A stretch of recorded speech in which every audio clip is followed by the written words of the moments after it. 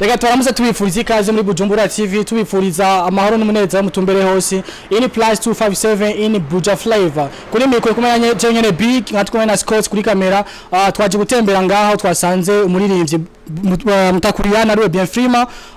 tumusanze kafata gafanta reka tumamuze tumuhani ikaze muri Bujumbura TV Mwaneza ni sawa urakomeye sana bifika katubwa vyeke umuziki ndundi hanini niyo watuzanye watuzinduye twatumenye vyinshi vyeke kuri bien FREEMA afise ndi mushasha yakoranye na Olise waone ni ndirimbo ikora nka cyane kubwa bien FREEMA imuzaniki waone yego reka tuvuge kuri ico kintu waone ni indirimbo uno munsi nshaka kuvuga yuko ikwingirira neza meruka kugira concert Muyinga abantu barayishimye indirimbo n'ubu iko yakora neza kuko ni indirimbo igumima ama business igumima amadiri nyeshi amadiri yo gukora music me shaka gukubwira abafanzi yuko bo kurikirana sana kuduha ama views muri YouTube kugira ngo indirimbo nayo nyene ishike kure gose ya nawe waone ifise changamoto yagute ngaha muri Buja Flavor waone ni indirimbo ikirakora neza muri Buja Flavor mu ma media no kuvuga waone ni indirimbo twajanye nigi ni indirimbo itambika mu mabwate hose uzayisanga ni indirimbo nyene igezweyo nyene aba ukurumva indirimbo nyene ukumva ko ni indirimbo itambika niyo monde tugezemo uri kurumviza titre indirimbo umengo ni indirimbo kwiyemera ariko uravye naro ugasanga ni indi ndirimbo kuko imwe ya indirimbo titre wabone waone umaze kumva waone ni kuvuga iri muri ni titre ziri kwinshi title urumva waone ni indirimbo y'urukundo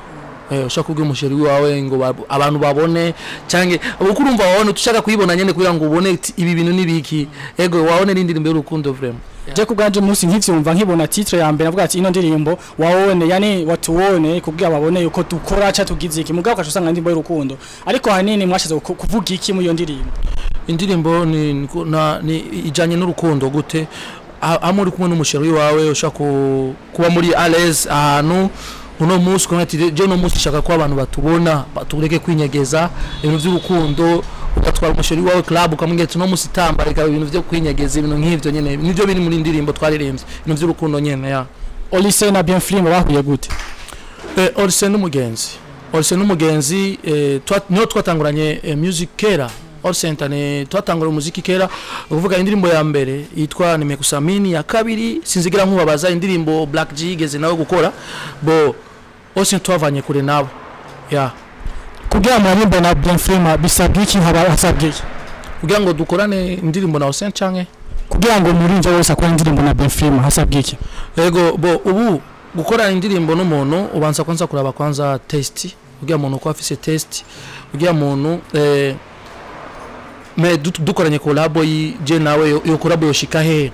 tukaraba ko urya muntu nawe nyene ari ahantu twashaka gukorana ikintu gashika nikuvuga ca mbere abafise YouTube yiwe abafise n'abantu benshi muri YouTube canke azi ko amenye aho muziki wacu ugeze nikuvuga collabo nshobora gutanga collabo ovyo ku muntu ari wese none bien FREEMA na Olise ni group canke ni juste amitié sans uhari kera no twari dufise groupe na Accent twari dufise yitwa Beautiful Face bo abamo conflit hagati yacu birabomoka kiri umuntu wese arakora bien FREEMA ndakora mugabo mu minsi nage mbona umugenzi wanje arakora mugabo wapi nkavuga ati kubera iki cyanda mamagara tugira ngo dukore indirimbo nawe nyene tumve ko dushobora gusubira kandi muri game yaca dukora kantu keza kugira ngo bamenye urusente ko aracari muri game mugabo bo tuko turapanga turabe ko tushobora kugira team canke nibe kuko ubu urabona bien FREEMA ageze kuvuga narakoze cyane bo nkaraba n'ijya team yofashiki jewe ego ubu nivyo turimwe mugabo hanini twagize kwanza song waone ijya ni track niri muri groupe ya none bien FREEMA na Olise bafite ikindi gikowa bari ko bategura canke bahebe yajyanye ntibazobanda ari indirimbo novuga ko ziri muri studio mugabo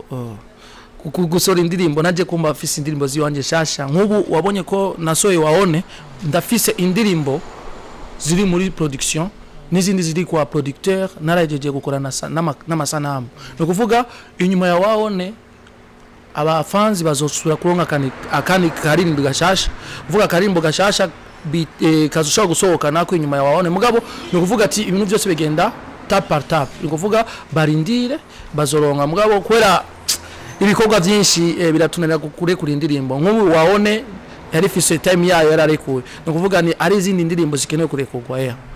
Bien FREEMA nta ndirimbo afise wenyene tweke mwe na Olise inyuma ya waone iriho kandi vuba bagiye kwironka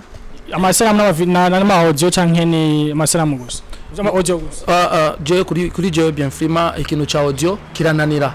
kirananira kuko gukurekura audio birananira cyangwa usubira kandi gushutinga ni kuvuga ati ndabirokura rimwe na rimwe ni kuvuga rero inyuma ya waone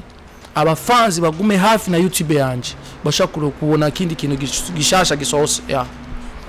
Bien FREEMA yakusora indirimbo waone na Olise none ubu naho tumwitege kwiki ni kuvuga amwe jewe planet zanje asige kuri indirimbo imwe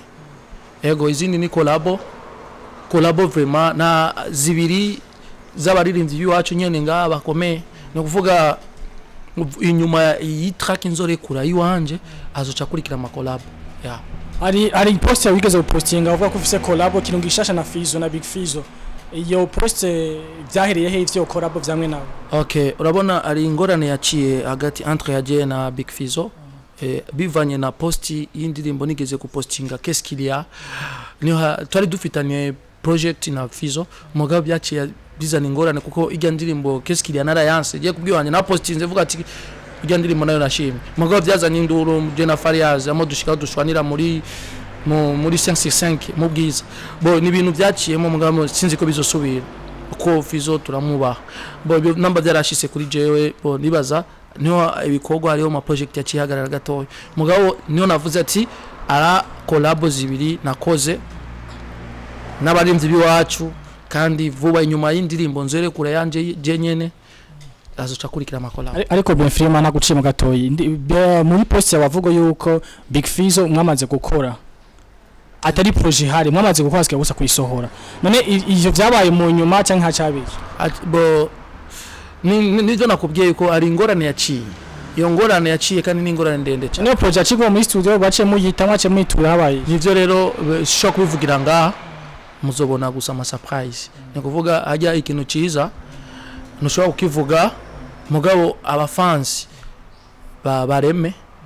bazoronka ibintu bishasha kandi vyiza kuri Bien FREEMA kuko jewe ndi umunyabikorwa ndavyemeye